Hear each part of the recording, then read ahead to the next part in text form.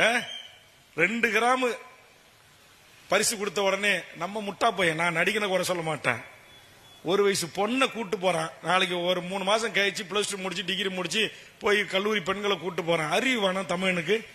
அவன் பெத்து வளர்த்து ஒரு ஆளாக்கிய பெண்ணு, நாளைக்கு மாற்றான் மனைவியாக வாழ வேண்டிய ஒரு பெண்ணு, அப்பா இருக்கலாம், ஆத்தா இருக்கலாம், ஆயிரக்கணக்கான ஊடக பத்திரிகை இருக்கலாம், ஒரு சினிமா கூத்தாடி பையனை கட்டி பிடிச்சி கொடுக்கறது அனுமதிக்கிற எந்த நடிகனுக்கு செய்யறது? இது என்ன ஈன பிறவி? தமிழுடைய பிறவியா இது? அப்படியே விஜய் அண்ணா, விஜய் நடிங்க, நடிச்சிருக்காரா பாராட்டுங்க. நமஸ்காரங்க, என் பேர் காயத்ரி. திமுக எம்எல்ஏ பண்ருட்டி எம்எல்ஏ வேல்முருகன் அவங்களுடைய மனைவி நான், முன்னாள் மனைவி நான். 1999 பிப்ரவரி 7 எங்களுக்கு கல்யாணம் ஆச்சு. இப்போ கருத்து வேறுபாடு காரணமாக நாங்கள் பிரிஞ்சிருக்கோம்.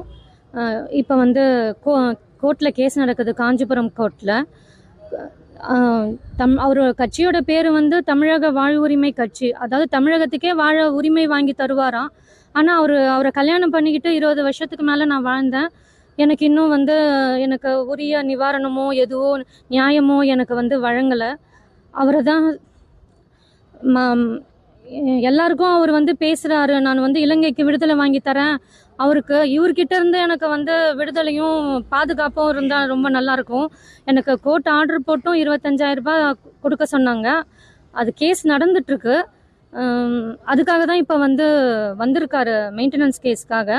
டைவர்ஸ் கேஸு 2018 தீர்ப்பாச்சு எக்ஸ்பார்ட்டியில். அது சம்மந்தமாகவும் இது வரைக்கும் ஆஜராகலை அவங்க. என்னோட வலசரவாக்கத்தில் ஒரு வீடு இருக்குது எனக்கு, அதுலேயும் அவர் ஆக்கிரமிப்பு பண்ணிட்டு இருக்காரு. அவர்